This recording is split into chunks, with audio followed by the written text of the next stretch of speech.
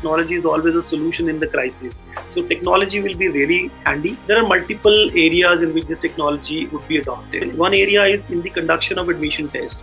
The other area where technology definitely will play a most important role is in the learning space. For online education to really become mainstream and enroll millions of students rather than hundreds of thousands of students, we need to have online degrees that are accredited by the various agencies. My message to all the students and the higher education stakeholders is we need to double our efforts in this time in order to sustain and keep our economy afloat. In India, we have to look at technology and education 4.0 as actually providing education to the uneducated, people who are not getting quality education. Education 3.0 was nothing but technology driven. This is now going to be a permanent feature and is now going to figure in all the teaching learning activities of times to come.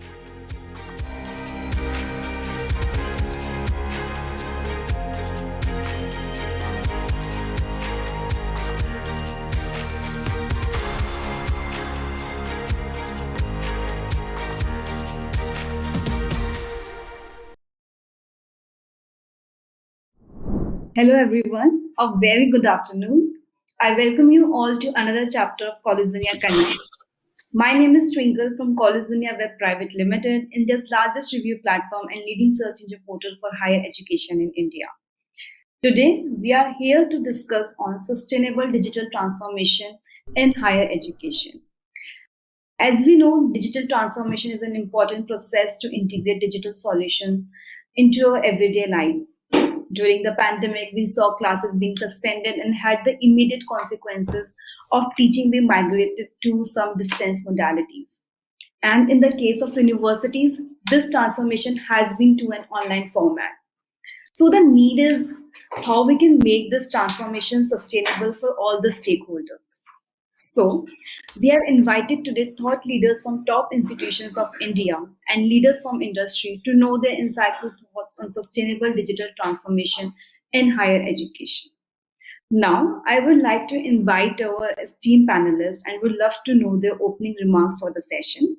Today, we have with us Dr. Naveen Das, Pro Vice Chancellor, Academic Affairs and Dean, Adamas University. Welcome, sir. Thanks for joining us today. Sir, I would like to have your opening remarks for the session. Thank you, Twinkle, for giving me this opportunity.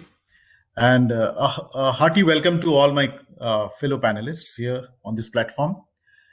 The topic is obviously timely, I would say, but it's also a bit, the NUE has set in For the last almost 2 years, we have been talking about, little less than 2 years, we have been talking about the digital transformation of education.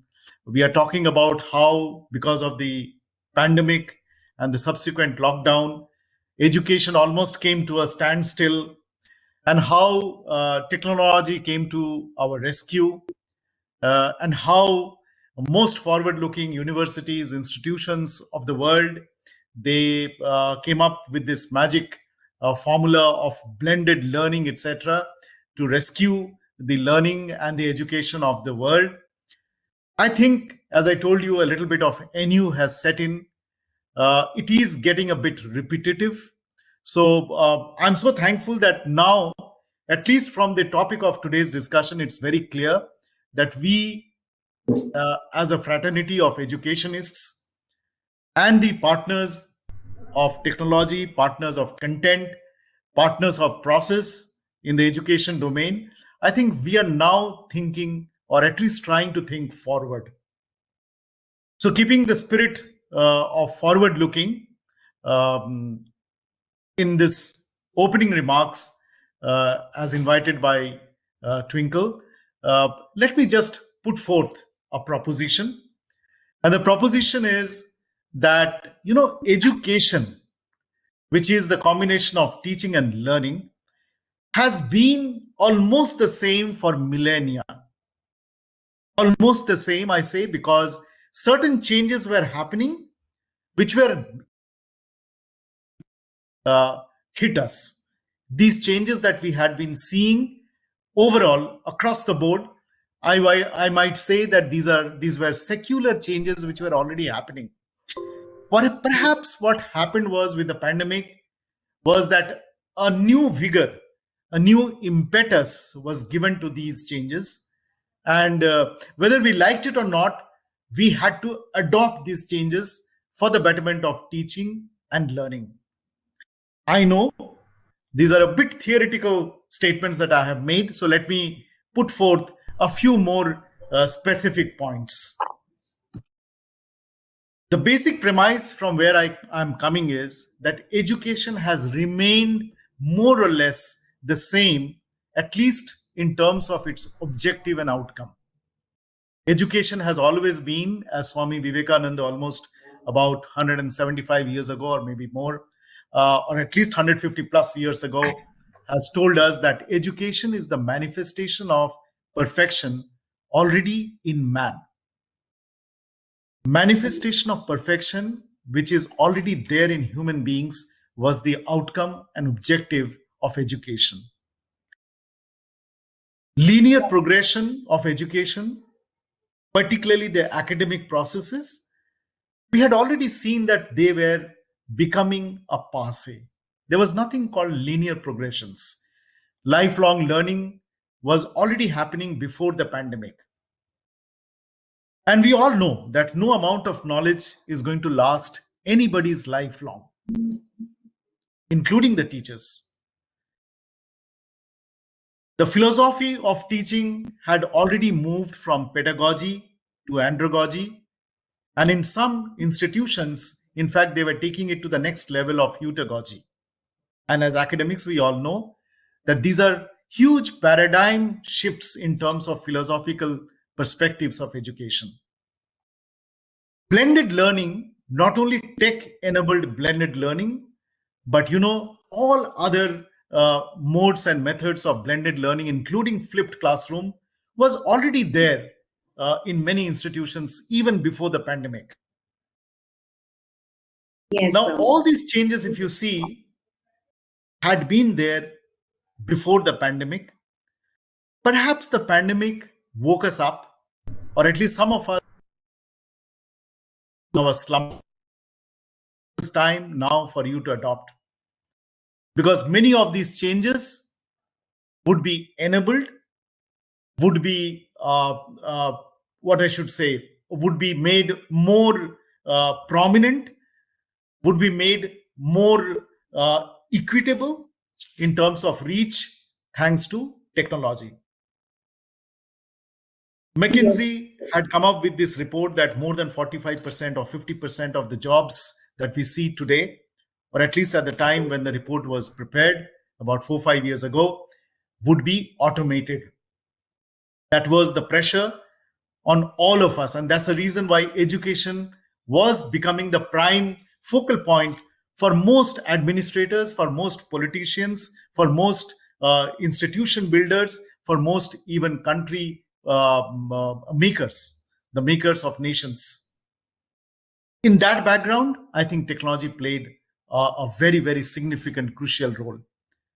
Sustainability of education, I think, would come if each one of us on both sides of the table, that means the teachers as well as the taught, the trainers as well as the participants of the training, if we realize that, number one, there is nothing called linear progression anymore.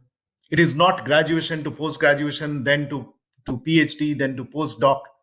In fact, people are migrating from one field to another, and it need not be linear at all. No amount of knowledge can last lifelong, and therefore there is a need for lifelong learning. Philosophically, education has moved from pedagogy, where I stand on a podium or I stand on the stage and I am a sage on the stage. Rather, it has now become a blend of andragogy, and as I told you, in some institutions, heutagogy, and blended learning in whatever form, including tech-enabled, is the order of the day. Disciplinary silos are also a matter of the past, by the way. And therefore, there is a need for a sustainable education, a holistic education, almost echoing what Vivekananda had dreamt of education. Swamiji had dreamt of perfection in human beings as the outcome of education. Thank you, Twinkle. I think I have made my points, what I thought were close to my heart. Thank you so much, Dr. Naveen. Now I would like to invite Professor Sanjay Goyal, Director, Institute of Engineering and Technology, J.K. Lakshmipat University. Welcome, sir. Thanks for joining us today. Thank you, Twinkle, and greetings to all my fellow panelists. I would like to have your opening remarks for the session. Yeah. Okay. Thank you, and greetings to all my fellow panelists. Am I audible? Yes, sir. Yeah. Okay, thank you. Yeah. The theme is sustainable digital transformation of education, right? So the undercurrent here is that somehow digital transformation is already an accepted fact, and now sustaining that is your concern, as I understand from your articulation of the theme. Technology was already available, but as it happens, education is amongst the slower sectors to take advantage of the emerging technologies, because there is a certain kind of risk aversion in a large part of education community. They don't very easily and very quickly adopt the new emerging technologies very often.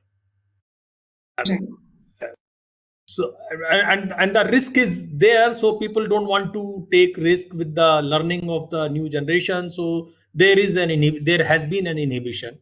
Pandemic created a situation that there was no way but to aggressively go for using the technology.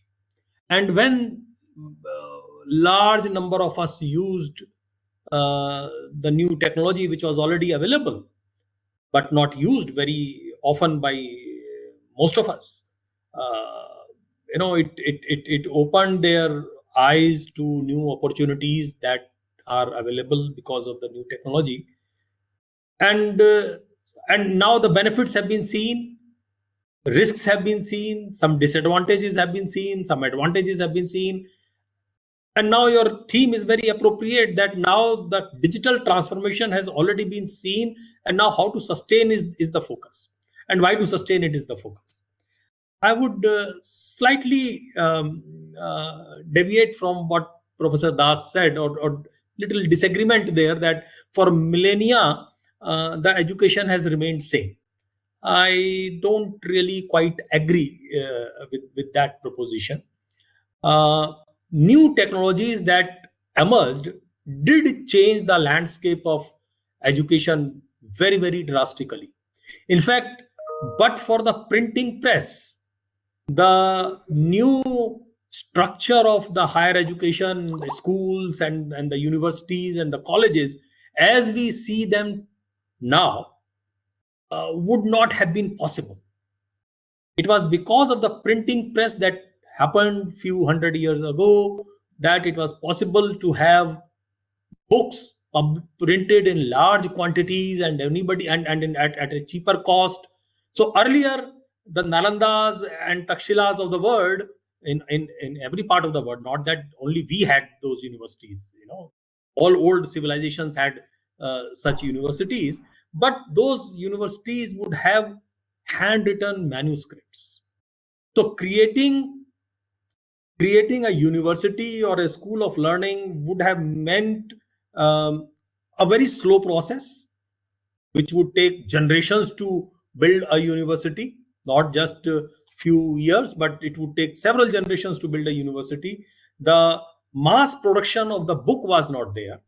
Once the printing press came, the mass production of the book became possible, and that really created an opportunity of creating large number of universities and schools and libraries, etc. but for those printed books, the number of the teachers that we have would not have come into existence. Because what happened was the book created it created a possibility of communication between and across the generations, across the geographies, which was very difficult in the era which was before the printing press. So printing press did very, very drastically change the education landscape. We see a lot of expansion of education post printing press. Okay, we see in various geographies, in various areas, we see a lot of expansion there. A similar thing was happening when computers came, and the books were moving from text to multimedia, from non-interactive to interactive. Okay, and then the internet, etc., was there, and then geography became a history, and large digital libraries were possible. For the last 20 to 30 years, multimedia technologies, education technologies have been around. People have been experimenting, creating virtual laboratories, creating session plans. Video played a big role. Even before that, even radio had played a big role in creating educational opportunities. I remember as a child, there used to be some program, I don't remember the name of the program, on All India Radio, etc., which was educational in nature, aimed at school. So the technology of the day has always been used by some sections of the education community to disseminate the educational content. So then the television channels also had that kind of content, and then multimedia, CD-ROMs, etc., became very popular. And so pandemic, what it did, but it helped us scale it up, because as Professor Das said, the regular mode of teaching was not possible, so everybody was forced out of their time-tested habit of teaching in the classroom. And then they discovered that maybe there are some advantages of it, and and the entrepreneurs have been doing a good job at it. It is so interesting to see that India has emerged as a leader in education technology sector. Also, there are so many unicorns in education technology sector in India. Worldwide, we are maybe the third country after US and China in terms of the educational technology unicorns. So there is a lot of availability of the solution that is coming out, and that is growing tremendously. The projections are that this education technology market in India within next 3 to 4 years will become 4 times than what it is. Okay. People are talking of there are projections like it will become more than $10 billion in India. So that's a huge market. That's a huge market in India, and worldwide, this is likely to be something like $250 billion. So that's a very, very huge opportunity. So technology providers are there, and the education community and the technology community have joined hands, and very interesting solutions are coming. Coursera kind of things, CDX kind of things, and our own homegrown Unacademy and Byju's, etc., are creating wonderful solutions. And universities that are progressive are taking advantage of these solutions that are available in the market, and also experimenting on their own and developing innovative ideas and how new things can be done. So I think the education sector, as it changed very, very drastically 500-600 years ago after printing press, is now under the process of very drastic change. And as we see, the architecture of the education institute did change after printing press. The library had become the central place, because it was possible to build the library. If you have the investment, you could create a library, and then you could create a university with the big library at the center of it.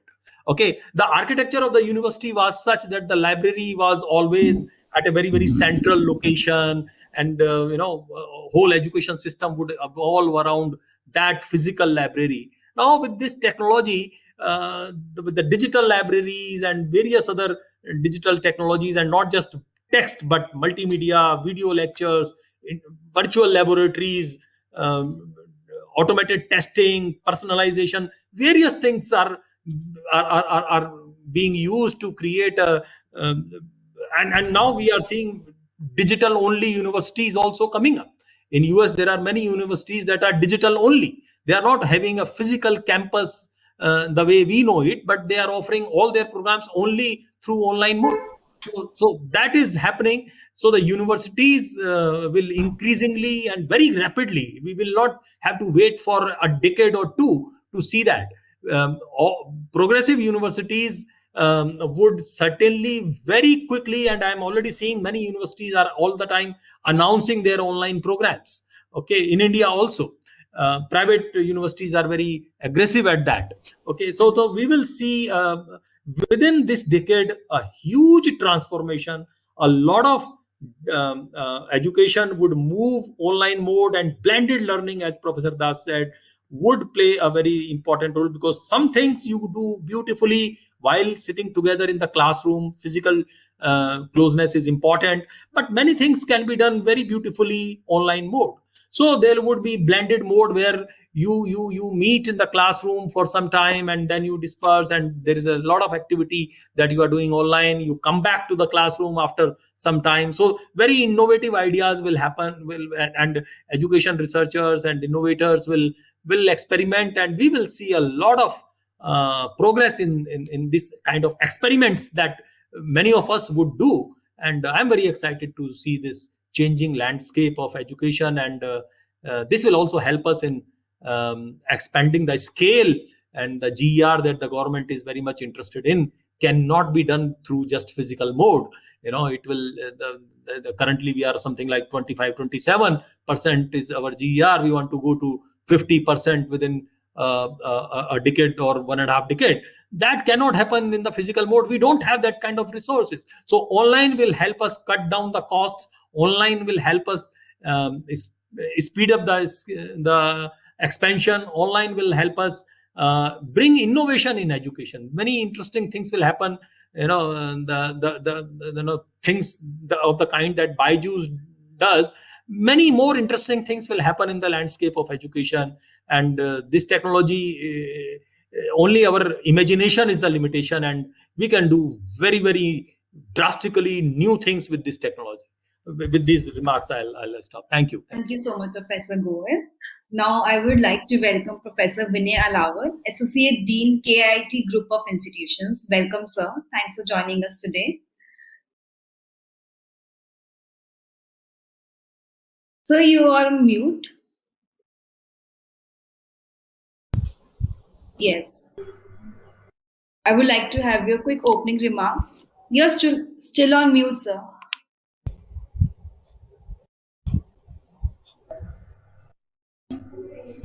No.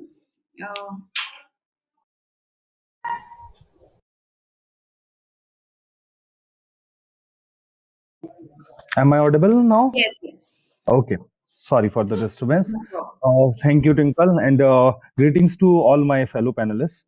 So first of all, I would like to introduce my institution. It is KIT Group of Institutions situated in Delhi NCR, and we are one of the largest institution. We have more than 6,500 students, and we have 4 engineering, then computer application, management, and pharmacy. And we are accredited by NEC, and all our eligible courses are accredited by NBM. Now I come to myself. So being an associate dean IT services, I am responsible to implement the right technologies at the right time. So I remember when this pandemic was imposed, so we were stuck up and we were just planning how to start the online classes. So as Goel sir mentioned, we were all experimenting at that particular time, and we didn't know how to start the classes, and everyone was.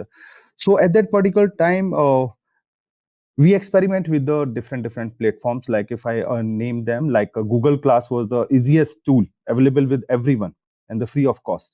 Then the Zoom came into existence. Then there was so many things, the challenges. Then finally we ended up with the Microsoft Team. So in this, why I'm mentioning all these kind of the things gradually, even the industry was implementing the features into their tools, because no tool was made for these online classes. So that was the biggest one challenge. And the next challenge was related to the make the people aware about these technologies. If I'm talking about in our institution, more than IT branches, so they were not very much tech savvy. So it was another big challenge to for us. So we started conducting the online workshop classes, and during that pandemic, when we were not into the offices, so everyone was also facing the internet issues. A lot of the students were into their remote areas. They don't have even they didn't have the devices also. So the why I'm talking about all this this topic taken by the college dunia, sustainable of digital transformation. So we have seen lot of challenges during these last 2 years. So few of the good things already mentioned by the Professor Sanjay Ugal and the Professor Das. Already we have blended mode of learning. There are so many platforms. There are the players who are creating a content. But if I just share my experience, being an affiliated institution, every institute is having their own course and syllabus. So always play a very critical role to create that content which is suited to our syllabus as well as to the student is the one challenge. Now to find out the right tools and technology is the another challenge, and the most important thing, that implementation of technology is not cheap. The cost is very high. So if you are talking about the sustainability of digital transformation, it means we have to find out some solutions which are feasible to maximum of the higher education institution. I think everyone will agree that every higher education institution is not that capable to implement or invest that huge amount. So I think this is the another thing I would like to mention. Rest of the speakers already have been talked. Thank you. Thank you, Professor Lawal. Now, I would like to welcome Dr. Jaskiran Arora, Dean School of Management, BML Munjal University. Welcome, ma'am. Thanks for joining us today. Thank you so much, Twinkle, and greetings to everybody on the panel and all the viewers of this particular webinar. So I'm a part of Hero Group University, BML Munjal, and here when I was hearing the other panelists share their views, there was this one visualization that came across my mind. And to everybody, do you recollect from your books this huge computer that was first done by Charles Babbage, and to what we have come today? Now just think of the first car or a cycle that was done to where we are today. Think of the time the first mobile or maybe the telecommunication was not thought of to the kind of devices that we hold today. But in education, the conduits changed, right? From the gurukuls under the tree, the students studying, to probably sitting in the classrooms, to probably starting to use books, to probably more sophisticated infrastructure, to the kind of books that they used. But then essentially it always has been a teacher and a class in a physical setup. And of course the pandemic did the teacher to lot many students over a different medium. Yeah. But then it always has been a teacher doing something and the students doing. That is how historically it has been. And the topic picked up by College Dunia is amazing. So sustainable digital transformation.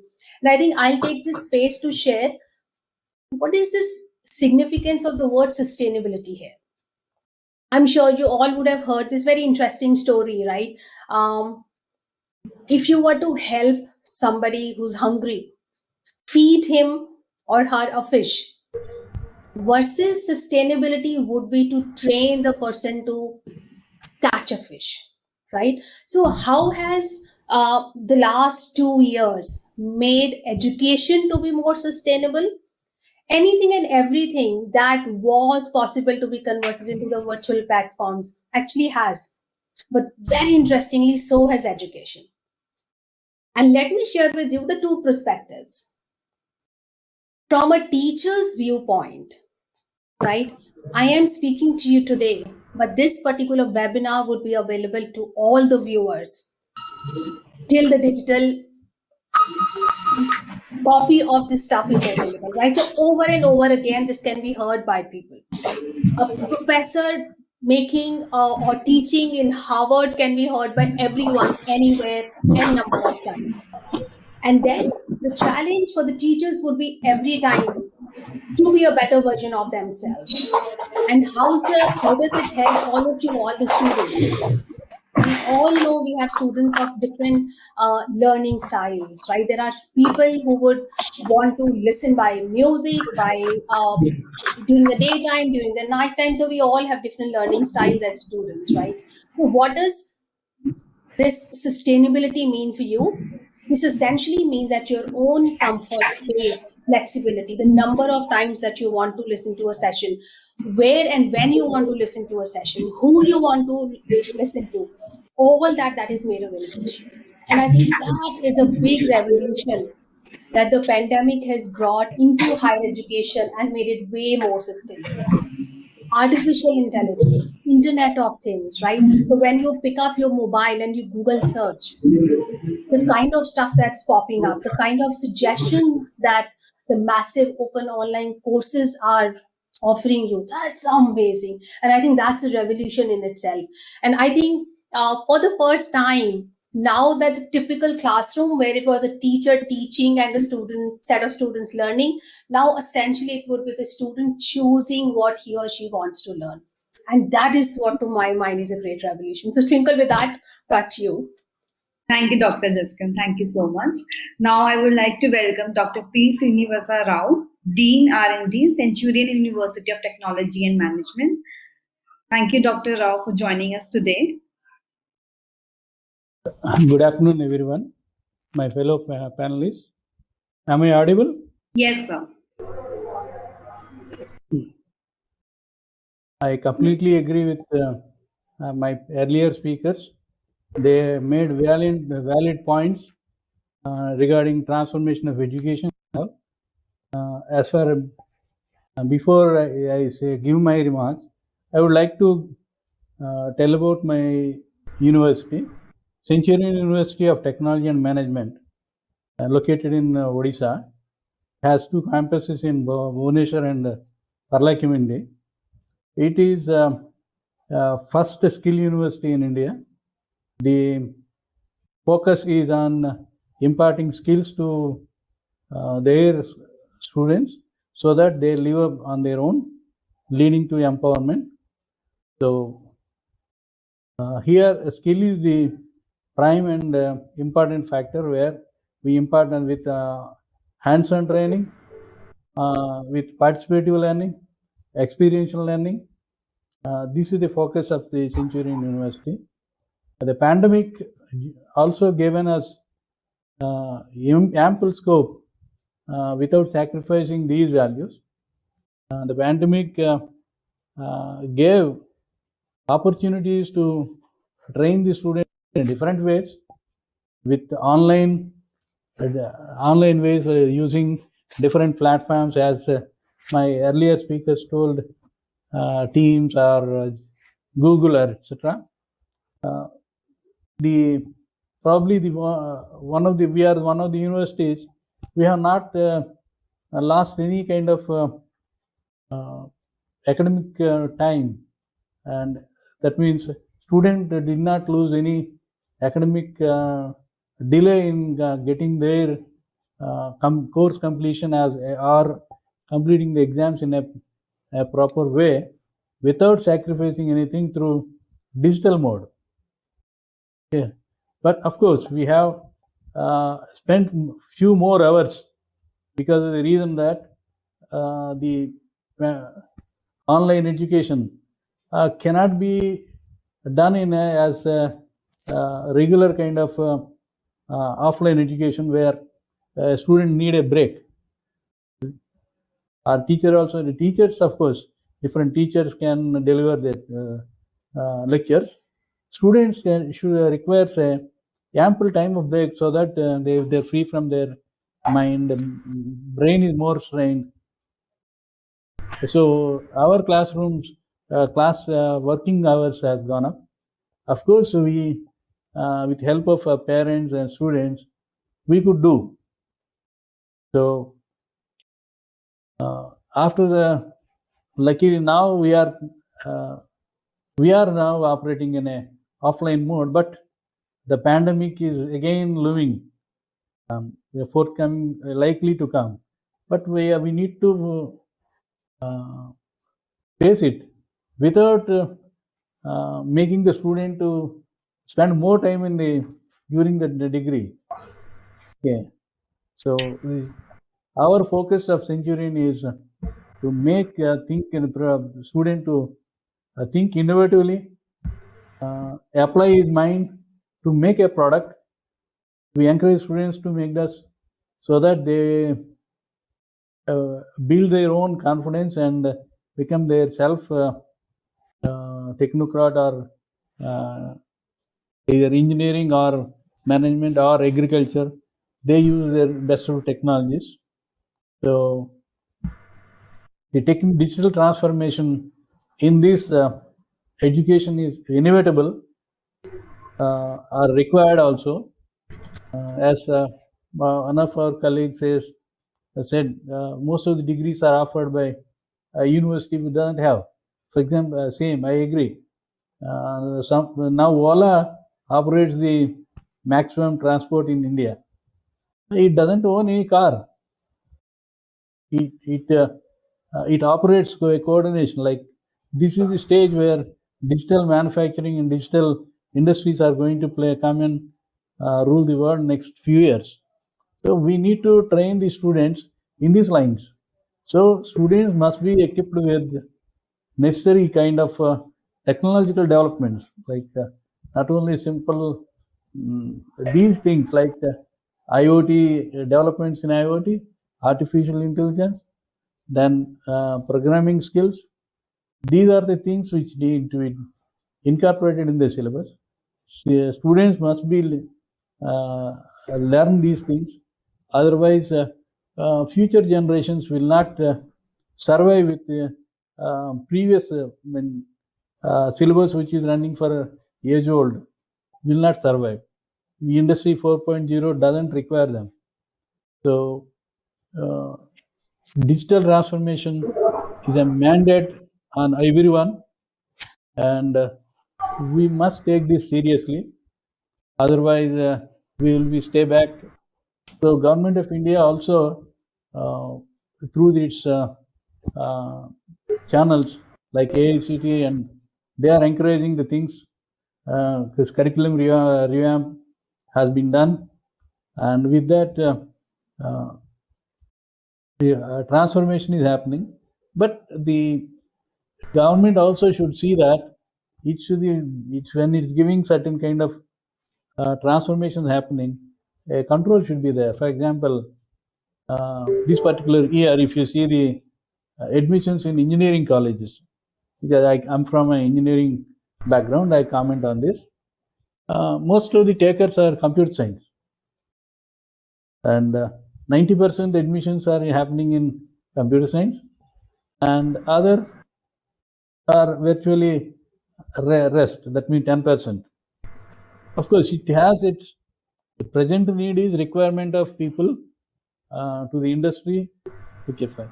After 4-5 years, what will happen to those courses? So a controlling mechanism should be operated by AICT so that later the generation should not suffer. Digital transformation is a welcome change. Now the students also, with this digital transformation, the level of questioning, asking the question, participative learning has been improved. Even though they are at a distant space, they are posing more questions for their, unless the answer is given, they are exploring. That means the mind is working. When the mind works, things will improve. So obviously we'll get better results. So With this, I remain. Thank you. Thank you, Dr. Rao. Now, I would like to welcome Dr. Tirthankar Nag, Professor and Dean, International Management Institute, Kolkata. Welcome, sir. Thanks for joining us today. Okay, thank you very much, Twinkle. And greetings from IMI Kolkata to my fellow panelists. So it is really wonderful to be amongst you. So I've been listening to all of you, and really, I'm excited to look forward to more actually. But what is really happening is that digital transformation was happening right slowly, even before the pandemic actually hit us. What the pandemic did was it actually pushed all of us online overnight. Now I was just listening to the views of Professor Das and Professor Goel. So of course, in the past there has been interjections by technology, which has made us change the way basically things were delivered to the students. But then one thing has actually remained constant: that there was a teacher and there was a student. Many things may have changed, the pedagogies may have changed. Earlier, there was a sage on a stage who became a guide by your side. Right? But even through all these changes, so there was a teacher and there were students who could actually meet face to face, and that was a model. Though, now, of course, the online model was actually had started quite long back before the pandemic hit us, and all those MOOCs actually was available long before that. But suddenly, what happened was that familiarity or that contact between the teacher and the student could only be established online. Right? So this was a new platform, and this was probably an exciting change, which both faculty and students started exploring. And everything has its goods and bads, right? Now, over time, actually, over this past 2 years, actually, people have understood that okay, what are the challenges, what are the benefits we can get out of it. Now, we now understand that okay, then a digital model may have its own set of drawbacks, but it has got also its own set of advantages. On one hand, it actually broadens the scope of education, especially for students who can actually choose their subjects. They have got a much more larger choice, and also for the faculty who can deliver learning outcomes in a very, very different way than it was delivered earlier. Now, one thing comes to my mind is that it might be similar to the invention of the phonograph or the gramophone long back, which changed the entire dynamics of musicians and the performances and the patrons. So some of the musicians could leverage that. So they shot to fame. Many others could not. So they went out of business. Many of the patrons could get hold of those expensive, basically, records and machines actually, and others could not. Right. So the way this transformation is actually leveraged, it depends a lot on that, and how can it be made transfer sustainable. That is the biggest challenge actually. But then the question remains that why all over the world we see students who want to come back to campus. So maybe they're missing something. So how can that something be delivered online if we want to really make it a very, very sustainable process? So I'm really excited and looking forward to the discussion which will be there, which can shed more light on these various facets of this disruption and how we can really leverage that. Thank you very much. Thank you, Dr. Nag.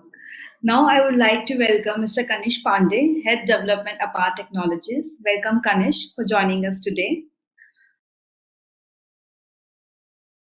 You are on mute, Kanish. We can't hear you.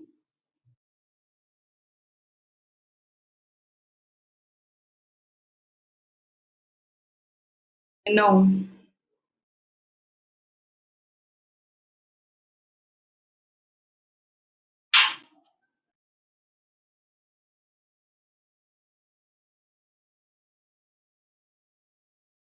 No.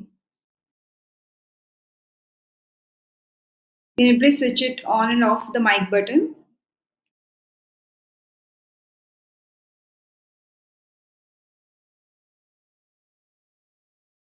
No, not yet.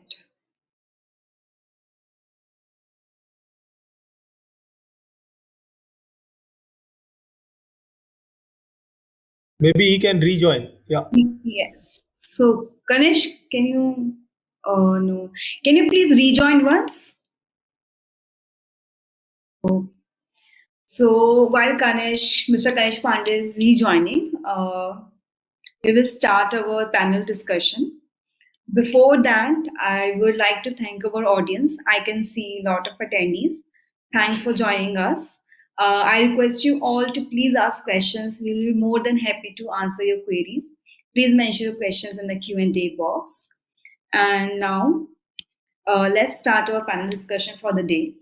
So, panelists, we have discussed the idea how the digital transformation has taken place in universities and how we can sustain this digital transformation.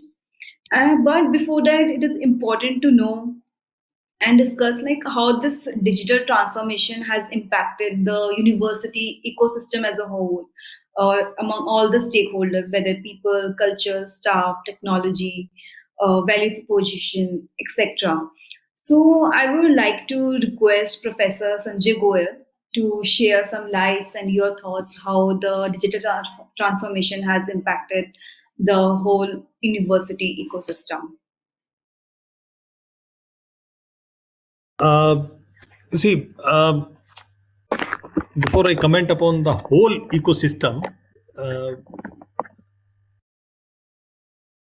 this technology and this mode of delivery has started impacting the curriculum. Okay, that is the first thing. It has started impacting the pedagogy. It has started impacting the assessment. Okay, people are thinking in new ways how to assess the students. There are new methods of assessment that are emerging, and people are more courageous to experiment with the new methods of assessment. Okay.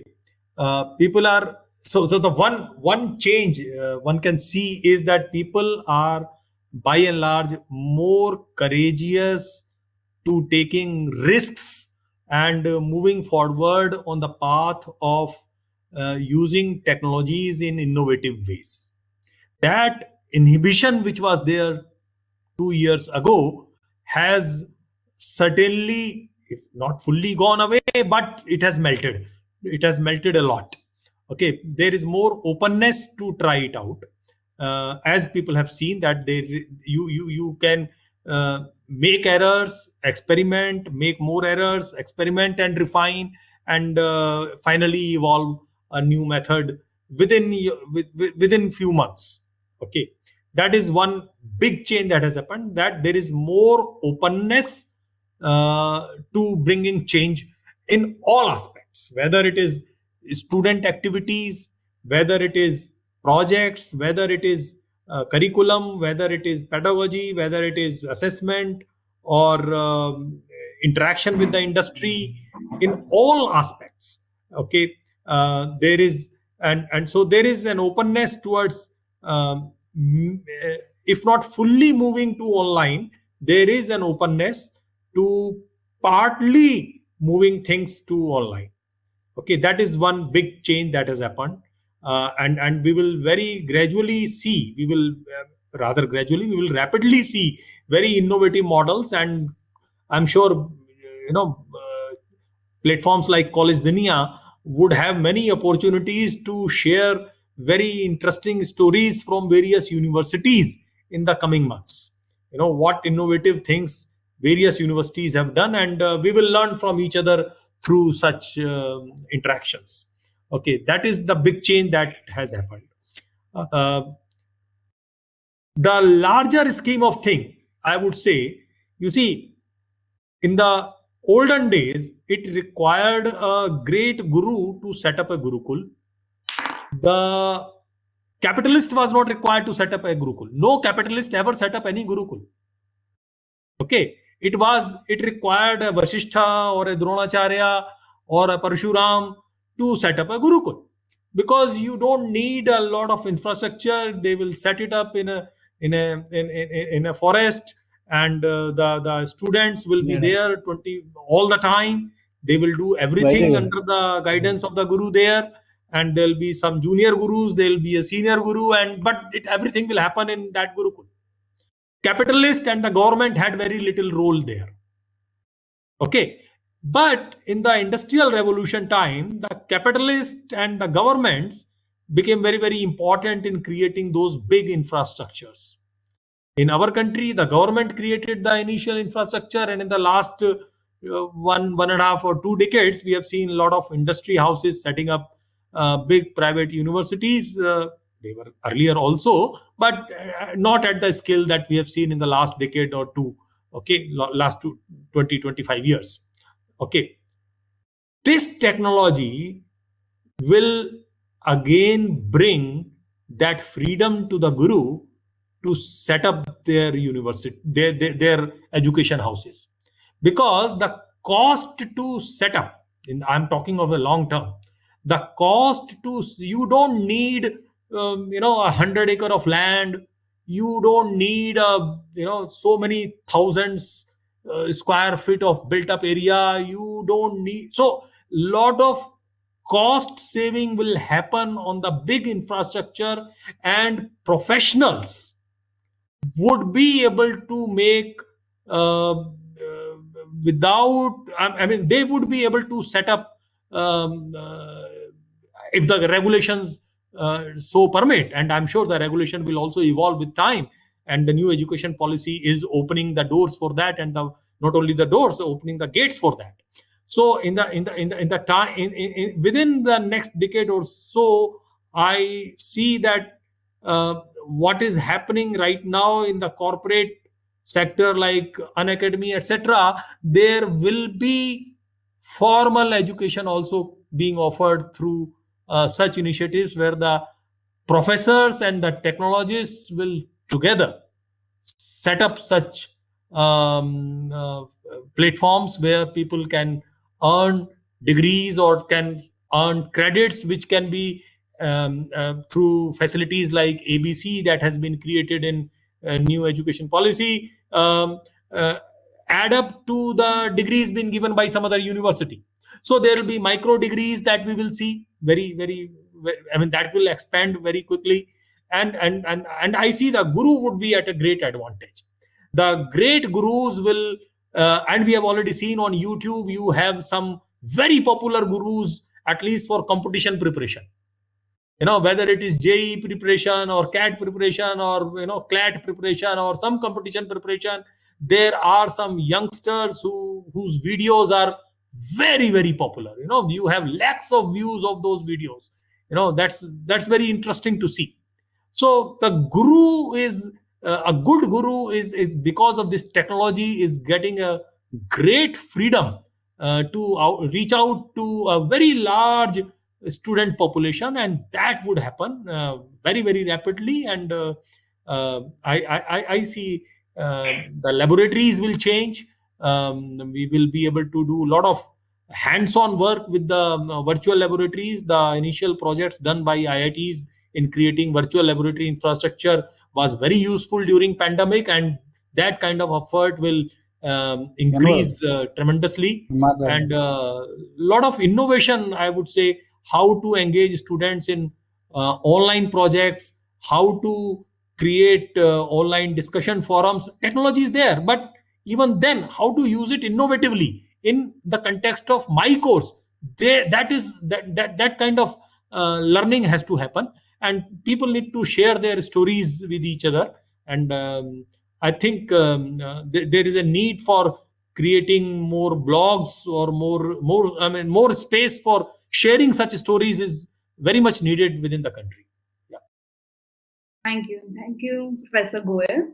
Now, I would like to request Professor Alawat to share your views on the same, like how digital transformation has impacted the university. Yes. Am I audible, Twinkle? Yes, sir. Okay, fine. So I'll just take a use case of my institution, how exactly we implemented all of the things. And the most importantly, and I'm very excited to share this thing, whatever the technological implementation we did in our campus, it was totally in-house. We didn't even outsource anything.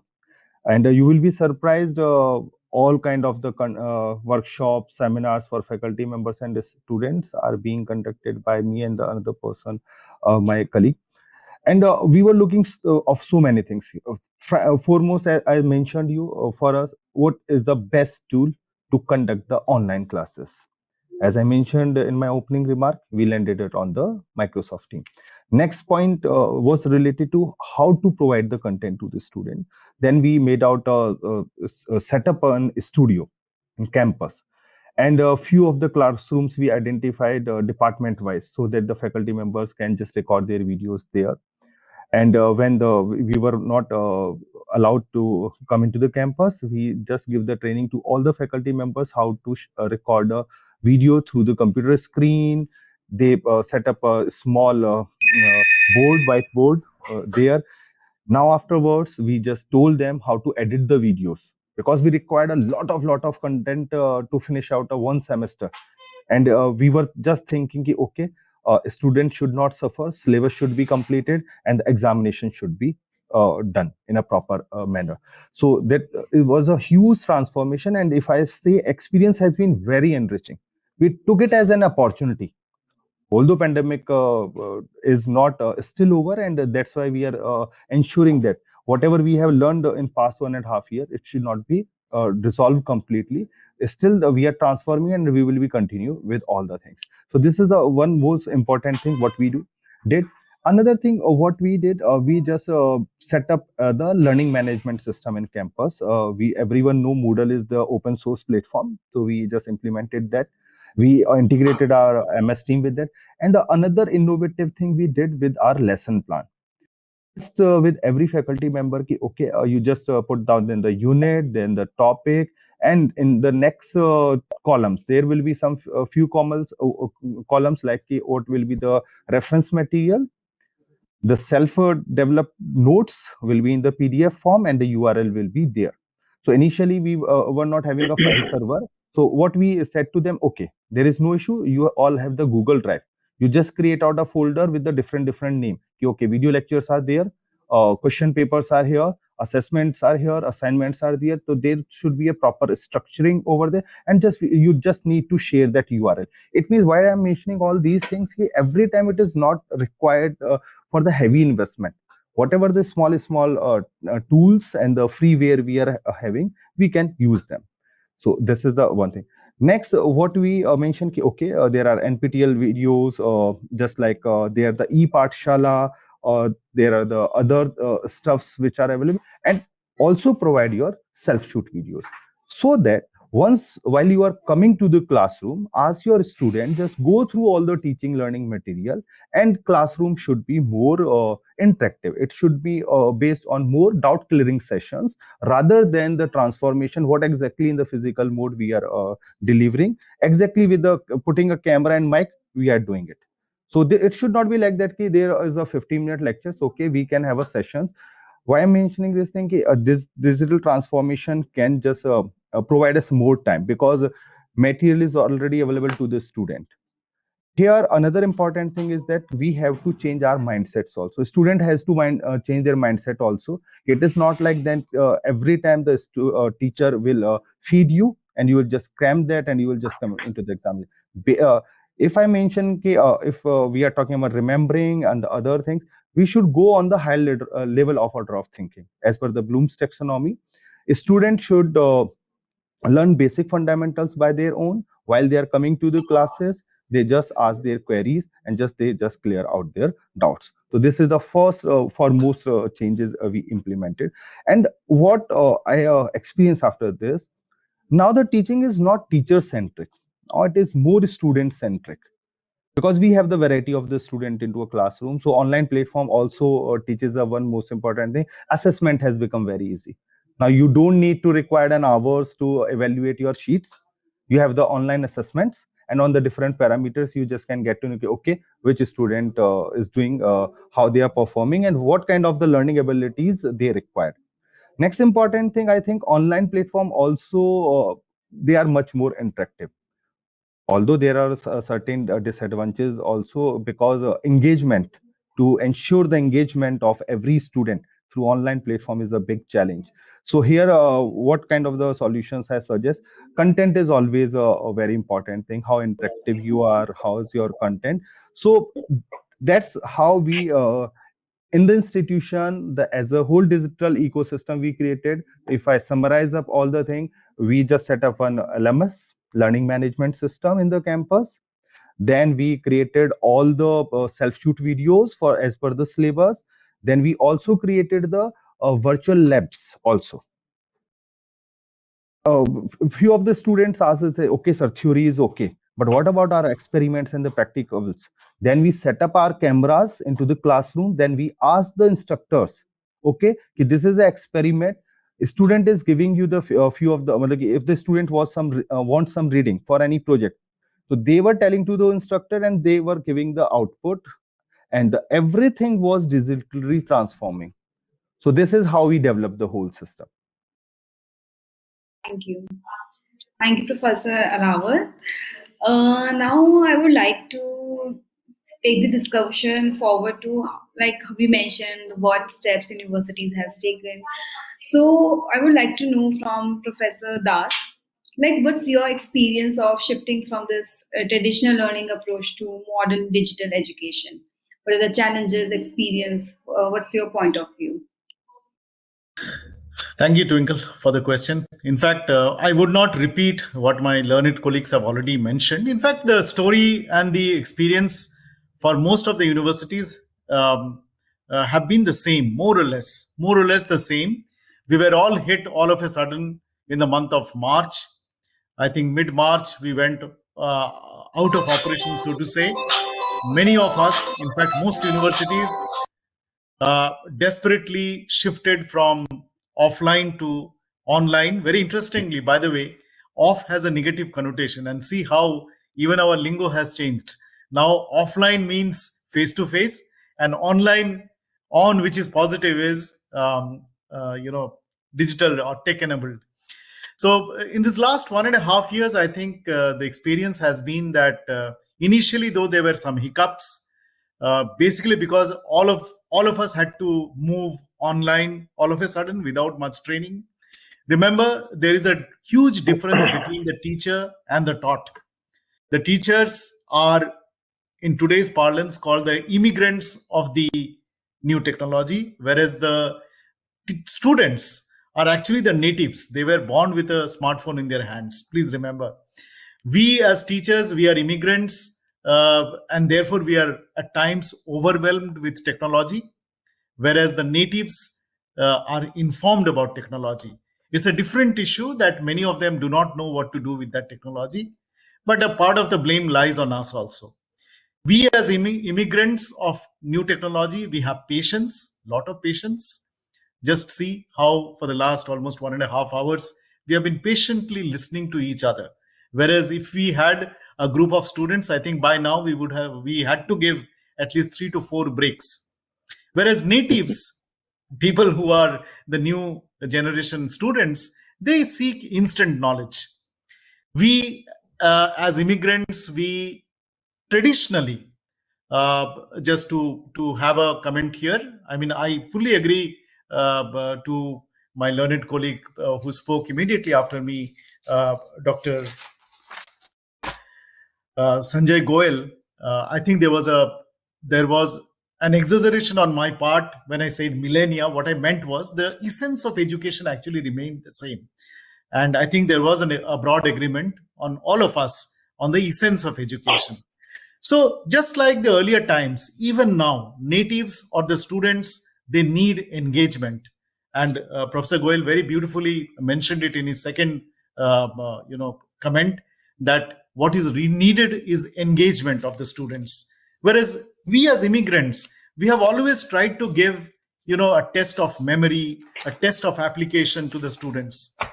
Now, in this context, if we see, our university, which is Adamas University, a new age private state university in the state of West Bengal, in the outskirts of Calcutta. Being new, we didn't have much baggage, so we could shift to online, I would say, pretty easily. But yes, with all those hiccups that are normally encountered in the initial 1 month or so. Luckily for us, and I'm sure it must be true for others also, if you recall, Coursera had offered the lockdown package almost free of cost to all the students and faculty members of most universities who approached them. So we had Coursera as a training ground for the students for their offline learning. Later on, obviously, we also became subscribers to LinkedIn Learning. Apart from that, though, in-house we had a platform, a learning management platform, we took the help of TCS Sign, which was there to augment our learning management system. And recently, we have also gone for Canvas. As Mr. Elawat mentioned, or Dr. Elawat mentioned, that all these are very, very costly affairs. So universities have been very, very cautious in treading the path one step at a time. So I think as a new age university, we are now ready for any number of waves. Obviously, not that we are waiting for it. We should pray to God that that should never happen. But I think online learning and teaching, at least where there would be a blend of online as well as offline, there would be multiple modes of reaching out to students. There would be synchronous learning, asynchronous learning. I think these are now going to stay with us as long as we live. And these are now going to be a part of the new paradigm of education, which has now changed. There is no point going back to, just chalk and talk or a sage on the stage, or I know everything. I'm basically standing on the podium as a fount of knowledge, and you are all my empty bottles or empty bowls to fill up. I think those days are gone. So I agree with most of my panelists that things have changed. Pandemic has forced us to change pretty fast, but now there is no going back, and we are more or less comfortable with these changes. And going forward, I think there would be more innovations, more learnings, more sharing. As Professor Goyal also mentioned, I think institutions, universities should share best practices more often so that we learn from each other, either in part standardization of education and also the other part of customization. Yin and yang have always remained together. Part of education has to be standardized, otherwise it is difficult to reach out to such large numbers, thanks to the low GR that we have. And we have a mandate that the GR should be reaching the developed nations of around 80, 85. But at the same time, a little bit of customization has to be done, otherwise we cannot engage students. Thank you very much, Twinkle. Thank you, Dr. Das. Kanish, can you quickly check your Am I audible? Yes. So with this note, I would like to ask you, like you have been in the industry for so long. So what's your experience in terms of changes university has been seeing in terms of adopting technology? What's your point of view and your experience? First of all, thank you very much for joining, inviting me here, and of course joining this webinar. This shows that we all are very keen on reinventing the education. Coming to your question, Twinkle, yes, universities have a mandate to change, to transform, and they have been very receptive towards the changing technologies.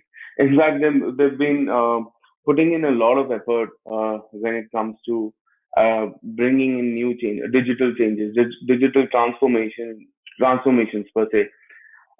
They're not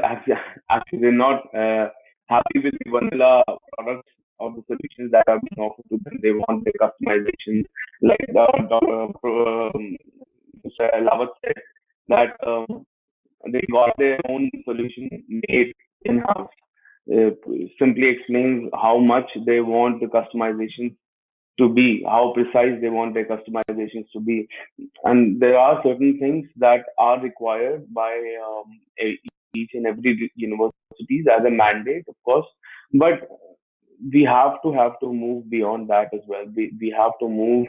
We have to bring in those changes as much as possible so that we are ready for the new generation, not for the new next pandemic. I hope that does not come, but for the new generations to come. That's me. Thank you, Mr. Kanesh. Now, I would like to ask Dr. Ajaskiran. Like we have discussed challenges, the shift from traditional to digital education. Like what are the steps your university has taken to create a digital learning ecosystem for all the stakeholders? Sure. Twinkle, at BMU, we essentially catapulted this entire set of challenges to our advantage, and I think that's something that's very interesting and goes a great deal to enhance the student learning experience. Now, just to share examples, right? Earlier, inviting the industry speakers into the class, right? How often would you do that? Not very often. But now with the digital platforms on, almost all the sessions, right? They have up to 10 to 20% of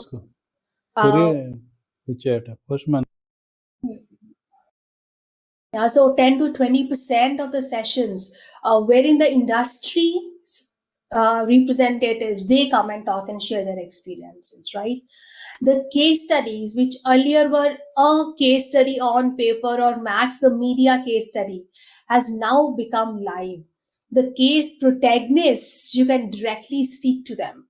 Yeah. So that essentially means where earlier there were a lot many inhibitions in geographically making available the people who could excite and enthuse the students have now entered the virtual classrooms. And this is something like Anmol from the audience, he asked whether the digital classes be effective even after the pandemic. To my mind, the best things about the digital classes are here and here to stay to enhance the student learning experience. So at BMU, not only did we develop an ERP that was artificially intelligent, which essentially meant the student attendance, the student choice of courses, their grades. Now the ERP system essentially gives the prompts to the student to say what are the kind of electives that they should be choosing, right? The kind of assessments that are happening on an artificially intelligent proctoring online platform, right? Which essentially helps the system capture whether the students are giving the exams. But then more importantly, it was why essentially have an exams which are given under a proctored environment. Why not go ahead and use open book exams where the students are using less of remembering and understanding and more of application, analysis, creation. And I think that is what has elevated the level of student learning to altogether a different level. Right now, the students, they are co-creators of education rather than simply being receptives of the system. Right. So that essentially, to my mind, this is the best thing, coupled with the NEP suggestions that have come in, right, wherein the entire student learning experience is student-centric rather than teacher-centric. And to my mind, BMU has leveraged that big time, and this is something that has essentially become the USPs of the program offered here at BMU School of Management. Oh, thank you, Dr. Arora. Dr. Rao, I would like to ask the same viewpoint from you as well. Like, what's your university? What are the steps your university has taken to create a digital learning ecosystem for students, teachers, staff, etc.?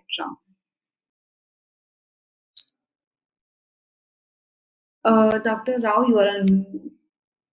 Yeah. Yes, you're audible now.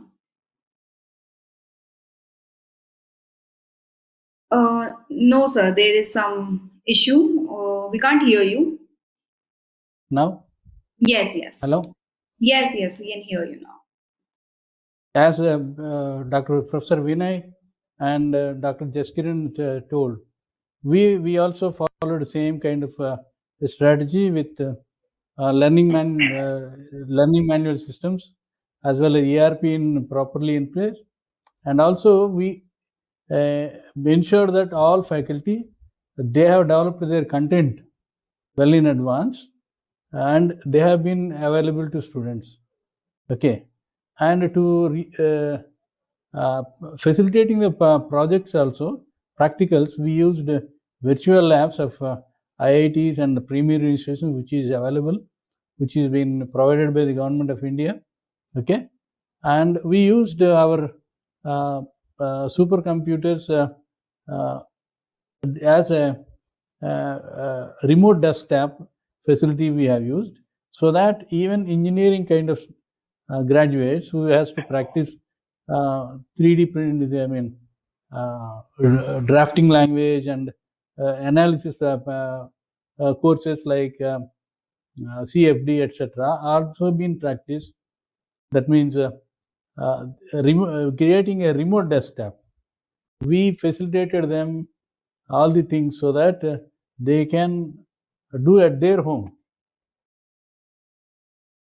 by having the advantage of this remote desktop way. So in this way, we have done, and to top it, when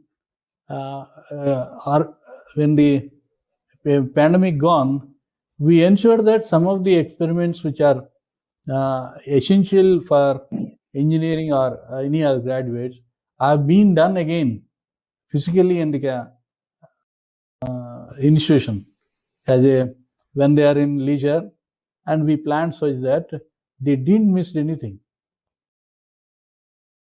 So the course has to be what we also ensure always is academic plan for a academic semester, like say a given semester, well in advance is being given to student, with each course is being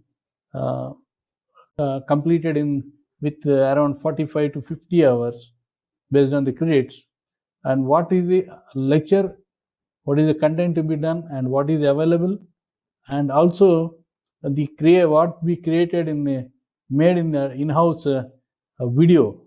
It is available on the website of our website. So this is been given access to our students. So this we call as academic schema. So assessments are different way we have done. Like of course we have also conducted conventional exam also, but we have mainly assessed students on Vivavos and multiple questions, MCQs, matchings, so that their conception level is being proper or not, we have judged. And assignments also given, not in large number. A student as soon after the class has to submit a one-page summary of what he has learned in that class. He has to mail it to student faculty. He did not write long essays and all. He has to highlight what the takeaways are, important points he learned from his lecture.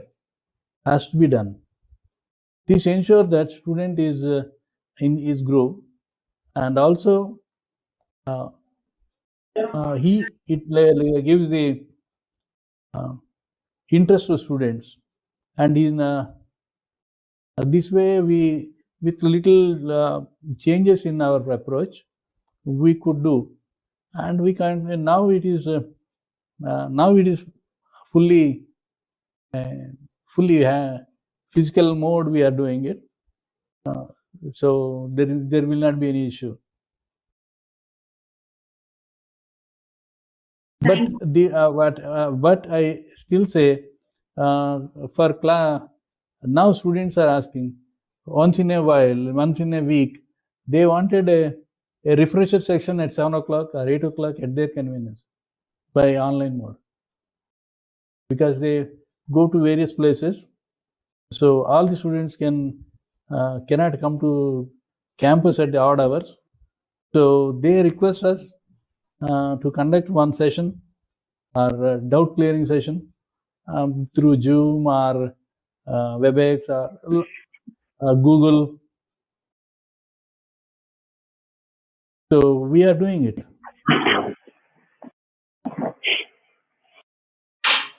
That means this digital transformation will be going to stay, irrespective whether the pandemic is completely eliminated or not. It is going to be there, and Coursera and MOOCs, NPTEL lectures are going to be. We have given a provision. NPTEL course, if some student clears, that is being configured into his credit. So it's given equivalence with certain kind of procedure. Okay. So this way we are encouraging the students to outreach other sources also. Apart from encouraging, we encourage students to take a interdisciplinary kind of topics, so that they are more comfortable and in the future life with respect to employability or other things.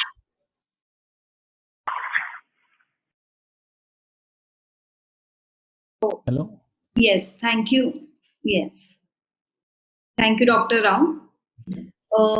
Now, I would like to ask Dr. Nam, like Dr. Rao mentioned, MOOCs, NPTEL exams.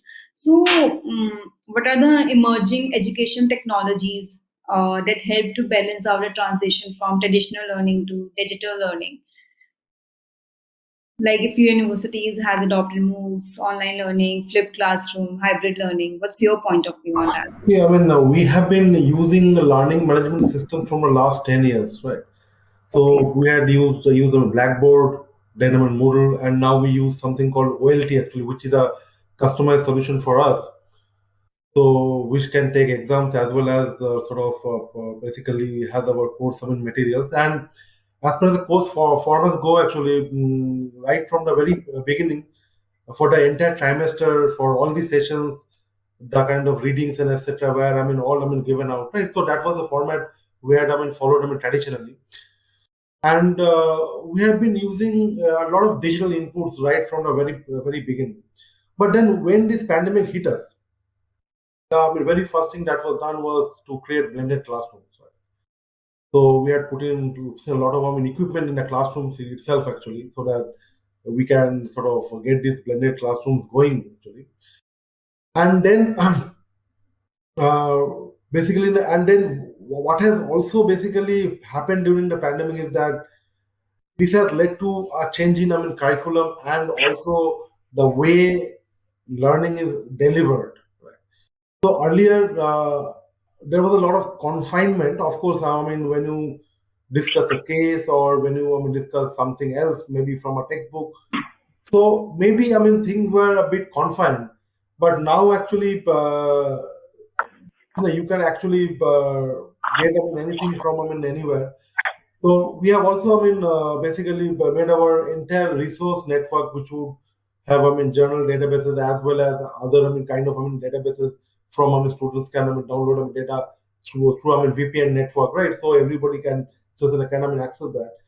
And earlier, as one of the panelists was saying, is that each of the courses they had some component where a visiting faculty member was there, or we would like to invite somebody from the industry, right? But then that was limited in number. But now because of this basically online enablement, so we have been actually inviting a lot of more speakers from the industry and academia. So in fact, from 8th to 10th of December, we had organized the entire conference online. So earlier we had all our conferences in the physical mode, right? So I guess our scope is actually expanding, right? In the sense that we are doing a lot more than we were doing earlier, right? So that is one thing that I would like to point out. That is one thing that has changed. And as you are talking of emerging technologies, as I see many of the other institutes, and especially outside India, they are toying with VR, right? VR as a kind of a tool for teaching. So maybe that would also be adopted slowly over time. And of course, of course, so we have got this Coursera and others actually. So learning is actually supplemented outside a classroom. So we have got this flipped classroom. So totally, what is happening is that then I entire teaching is becoming more learner centric rather than teacher centric actually. And of course, as we go on, our take is that as we go on towards the future, it will become more and more learner centric. So learners will be having a plethora of choices. Maybe in the future, learners can maybe design their own courses, right? So all these things are going to happen, right? Yeah, thanks a lot. Yes. Thank you, Dr. Na. Rightly said. So now I would like to ask Professor Alawal, like all other panelists have said, they have collaboration, have using other platforms like Unacademy, Upgrad, Coursera, and you mentioned about Microsoft. So how collaborative are the third-party platforms to support universities to upgrade their learning infrastructure? Here, I would like to mention one thing, as other panelists mentioned about the Coursera. So, our 36,000 certification courses were registered. Out of that, 12,000 was successfully completed by the staff, faculty, and the student. So that was a big thing. Another thing, we have been started one more practice for the credit courses. So we are using a platform of World Assessment Council, which we pilot for the 4,500 students. So this is the technological implementation we have in place. Another thing, as rightly mentioned by one of the panelists about the ERP solution. So we are also facing the same thing, and from last 8 years, I am heading this ERP, homegrown ERP team. So we have been developed our own homegrown ERP because we were facing that there is not such mature solution is provided for the higher education institution. Even if I'm talking about, okay, there are the good ERPs or the things which is available for HR module or for the inventory purposes, but if I'm talking about a student life cycle or the academic processes, then we don't find out some good solutions are into the market. So this is a one thing. Another thing I would like to mention, we made out a big challenge, changes into the system. We created a one e-learning division at the institutional level, and we have been created a e-learning departmental level members also, so that we can create our own pool and just we can put it on our system. So we have been created one LMS, as I mentioned you. Now we have a file server management system from where we are accessing everything. Next thing, we have been created a Kite Knowledge Resource Center, which is available at our website. So whatever the digital resources we have from third party, either these are the ebooks, e-journals, those are also available into that Kite Knowledge Resource Center. Whatever the books were available, we scanned all the books and we just try to provide them into the digital form. And lastly, we are also creating our self-shoot contents for the student. So if I summarize, technology are one part, how easily we can access the data. Most importantly, next thing is related to the engagement. We are engaging the student, and last and the foremost thing, content will always play a key role. If your content is good, definitely your student will engage with that. Otherwise, nowadays resources, content is already available to the students. Thank you, Professor Vinay. Now, I would like to ask the same question to Professor Sanjay. Like you mentioned about other platforms, other edtech platforms. So, what's your view? How collaborative are these platforms to support universities to upgrade their learning infrastructure? So, you are on mute. As as Professor Das mentioned, we had also used Coursera very extensively. We found it very, very useful at that time. See, there is a need for I think government should play a very important role in facilitating infrastructure for all universities. Like it had created a knowledge network a while ago, and the government universities were given at no cost to them, internet connections, high-speed internet connections were given to government universities. I think there is a need for making quality content created by the private players made available to all the universities, not just government, to all the universities at no cost to those universities. Such a facility, if it comes, it will create a big impact. State governments can play a role, the central government can play a role, and this will be a big facilitator for making a lot of good quality content available to everybody in the country.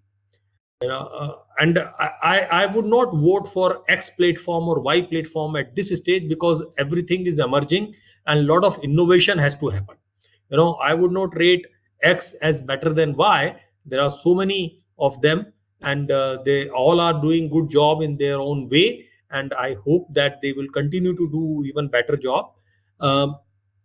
So it is not just the video lectures. There is a need for making it more hands-on, where the student engagement is embedded within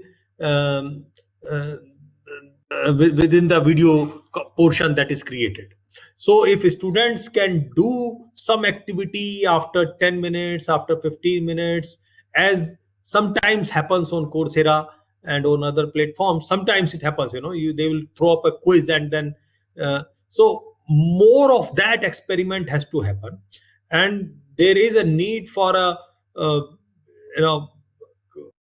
millions of development fund to be given for such initiatives, and this has to be made available in the public domain. Very, very important that a lot of digital content very quickly comes into public domain. That will do a great to Indian education system. Everybody will be able to benefit from that, and we should create some public opinion on creating that kind of, like, public road network is created. Similarly, our public health system is created, which is accessible to everybody. This kind of publicly accessible digital content, which is interactive, and a variety of it is the need of the hour, and we need a lot of that. Thank you, Professor Goel. Now I would like to ask Dr. Jaskiran, what's the way for the digital ecosystem? Are we expecting more changes in the coming years? Because we are still uncertain while if students will come back to campus or not. So what's your point of view for the way forward for the digital ecosystem? Ma'am, you are on mute. Sorry, yeah. I think it's the best of both the worlds that will come into play, right? Can you imagine now not having ATMs, right? Can you imagine not having net banking facility? And I think that is something that education would now vouch for. So yes, the physical spaces have their own advantages, but then definitely now all the educators, the academic administrators, they all now also are privy of, and they have experienced the zillion advantages that the online system can get, right? So to my mind, this entire digital transformation, even all the fantastic set of features that now the students, the teachers, the administrators have experienced is here to stay. So to my mind, going forward, it's going to be the best of both the worlds coming together to make the student learning experience to be very different than the gurukuls of the past, now becoming very customized student-centric education. And that would not be possible without we actually adopting this entire experience wholeheartedly.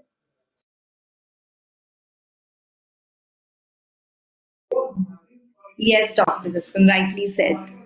The same thing I would like to ask from Dr. Nag. Like, what's the way forward for the digital ecosystem? Are we expecting more changes in the coming years? See, of course, the only thing constant is change. Right. So now we'll have, more, technologies, developing, right? And we'll, slowly, plug onto those, technologies. So over time, the content will probably remain the king actually, and content is now distributed all over, right? But how you, really deliver that content and make it into a really usable learning outcome for the student, that is where the teacher comes into play. So that will probably remain. And events and even if you look at basically science fiction articles, maybe in the future, who knows? There might be network of the minds, right? But even then, the teacher will actually be there to actually synthesize this content and make the student experience how to apply the content, right? So that role will probably remain constant. Other things will keep on changing. Yes, Dr. Nag. Thank you. Now, we have almost come close to our discussion. Like we mentioned, what are the challenges, what the steps universities has taken. So, I would like to ask Dr. Das, uh, after once the college reopens or the university opens, how we can sustain this, technological changes we have adopted among students, staff, teaching. We will shift to traditional teaching once student comes to classroom and having the campus life. So what's your point of view in that? How we can sustain the technology adoption done by all the stakeholders? Okay, we have been only talking from the perspective of, we have been rather talking from the perspective of administrators, faculty members. But I'm sure all of us, we have noted another very strange behavior. Last year, when the pandemic hit us, the students were reluctant to go online, if you recall. There were issues that they used to send us petitions through their parents, etc., that I think everything should be offline. Examination should be pen and paper, and we should get out of all this online thing, because obviously there was some issues regarding facing the new environment. But 1 year fast forward, and today we are seeing just the opposite of it. Now that most campuses are opening up, we are seeing a backlash from the student, or a pushback saying that, let at least the examinations be held online. Let there be more of online content rather than face to face. So it is very clear that as teachers, as the taught, this blended environment, or this a mix between the physical and the digital, which some authors are calling phygital, is going to stay. So I would rather guess that our paradigm will shift. It has already shifted, and we are not going to go back again to full physical. It will be a blended environment going forward. Thank you, Dr. Das. Dr. Rai, I would like to ask your opinion on the same. What's the way, the shift we have seen? Do we adapt to traditional, or we have a mixture of both, like physical and digital? So what's your point of view on that?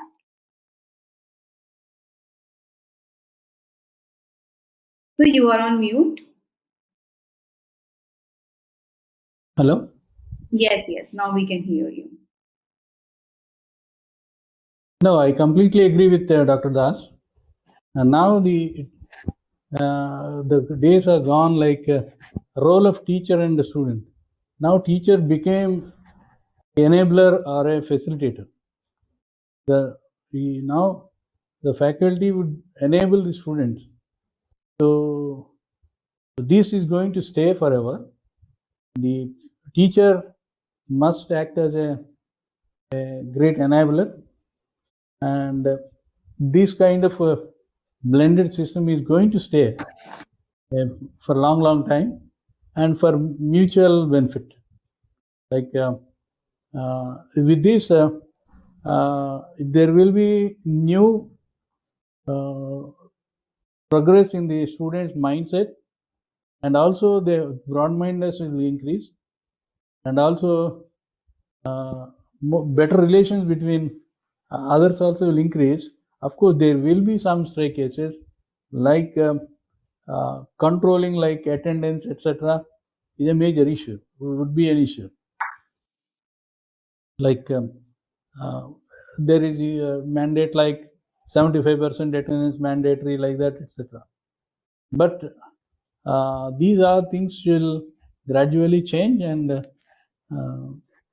digital transformation in education is going to stay, and it will improve the system. Of course, for certain things are inevitably we cannot avoid, whereas where research is happening, there we require physically an experiment to be done for a long time. Like where these cases, exceptional cases, digital transformation cannot, systems cannot work, but in general, it will happen. Yes. Yes, Dr. Rao. Thank you for your views. Now, I would like to ask Mr. Kanish, like we have discussed so many points, how third parties are, how universities are collaborating with third parties to have the, upskill their students or have to have a better infrastructure. So, can you please explain or tell us how your organization is helping the universities?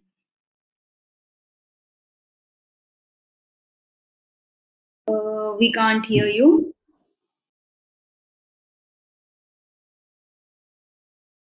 Just give 5 seconds. I think it will work fine.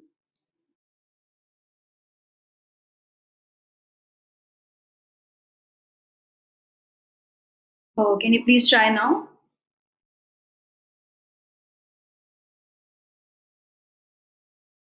Oh, yes, Mr. Pandey. We can't hear you.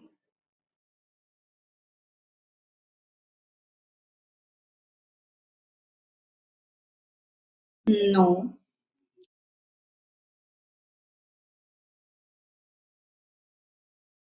Can you please once refresh?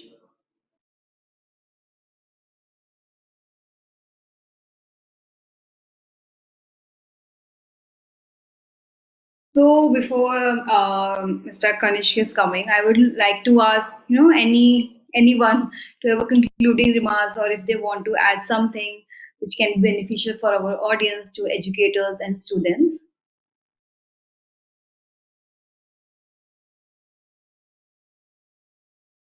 Yes, Professor Vinay. In my closing remark, I would like to thank to all the panelists. And one thing is very important after this, that is the classroom will no longer be one of the teaching models. That is to very much certain.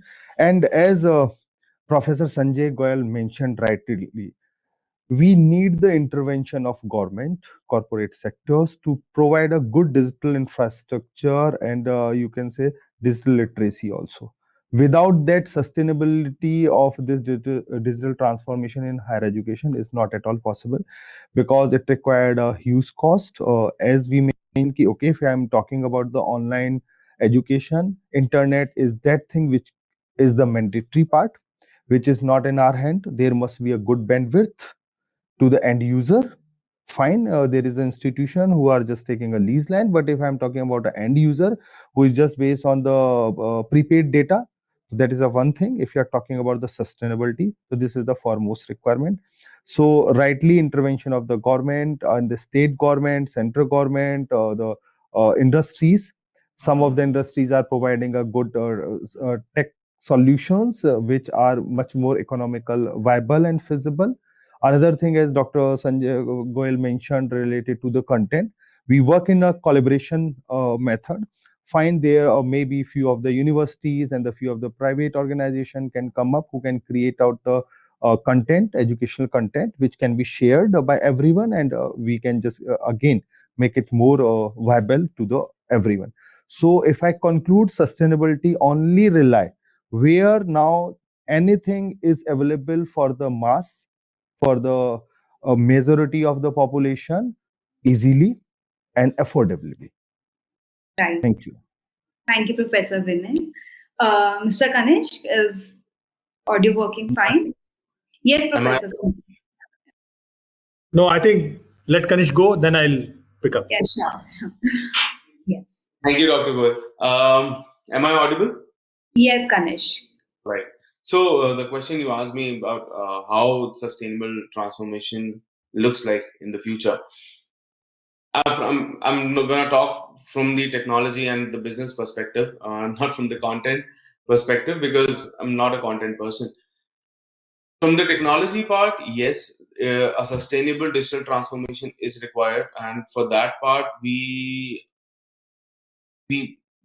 I suggest, and when I say I mean the company, we suggest that a framework should be followed by every institution. A framework, it could be any framework, but a framework that defines the whole life cycle of the transformation. So the framework that we follow, or we suggest to other institutions, is we call it DREAM, DREAM. Dream, D means decide what kind of transformation is required. It cannot be a complete transformation in a go. It should be, and it has to be in bits and pieces. So we have to decide what kind of transformation you need first, and then move on from there. Prioritizing the requirements is a must there. Then R means resource gathering or resource setup. Gathering all the resources, all the stakeholders, finances, everything together.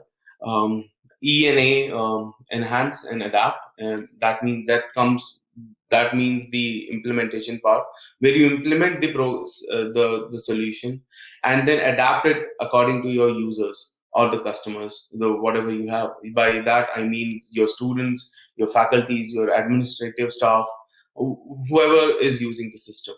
And M means monitoring the system, if it is working perfectly, if it is fine, and then moving on to the next part of the transformation, next phase of the transformation. This is how we suggest a digital transformation should be, which can be sustained in a longer run.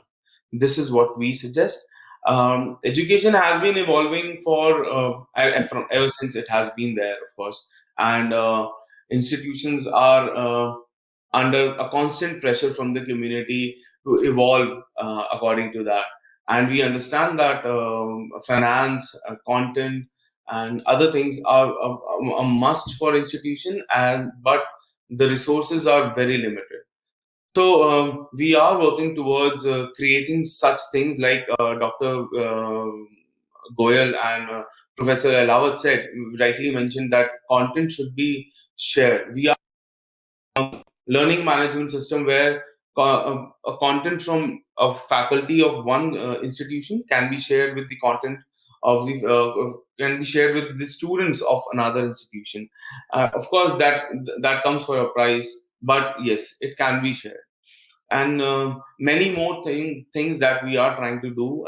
We are trying to build up a community, like Dr. Goyal asked, that a community has to be there where everything where people can share their ideas and their content, their views on a single platform, and then it can be viewed by hundreds of people, or thousands of people, or millions or billions of people.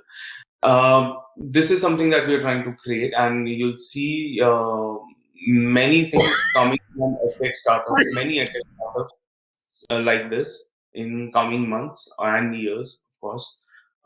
But yeah, apart from that, following a particular framework is the first thing that any institution must do for a sustainable digital transformation. Thank you, Mr. Ganesh. Professor Goel, you were about to say something. Yes. In order to sustain the energy that the universities and the colleges have put into this transformation and not let it become a temporary phenomena, the regulator has to play a very, very important role. As of now, the UGC, when there was a problem, allowed every university to go online. And now the regular regulation that the UGC has doesn't allow every university to go online. So after the pandemic is over, what happens to this great learning that all of us have undergone, and the enthusiasm that we have and the dreams we have to take it forward? The regulator is very soon going to become a bottleneck in the usage of the online approach for deploying in the universities. Okay, because only very few universities are actually allowed by the regulation bodies to run online programs. There is a need to be more flexible in that, and all the universities and all the colleges that have invested well during this period on this transformation, government can come out with another guideline that you must have additionally this much of investment and this much of infrastructure, and then you should be able to go online. So right now it is really not very conducive. You are hesitant to make huge investment in online because you know that after the pandemic is over, you will not be allowed to run online program because you are not yet belonging to that group which is allowed. Okay, so I think there is a need for the government, and certain policy pressure groups must work in that direction to make the regulation more flexible and accommodative in allowing the willing and capable universities and colleges to run online programs. They have made investments and they are willing to make more investments. They are making innovations. It can only be sustained if the regulator allows them to carry on the operation after the pandemic. If they say after the pandemic is over, now you cannot run online programs, then all that will come to a standstill. Right. So that's the precondition. Yes. Thank you. Thank you, Professor Goel. Now, thank you all. It was really an enlightening session. Yeah.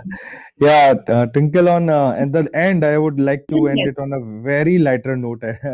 So I just had one question in my mind. So, to whom the Best Teacher Award should go in the world? I think it must go to the Corona because it has taught us a lot we never thought of. So, Corona is the best teacher now. Yes, right, we said. So, thank you, everyone. Thank you. Thank you, Professor Vinay. So it's an honor to connect with you all. With this note, I would like to end this session. Looking forward to connect with you all again. Stay safe, take care. Thank you all. Bye-bye.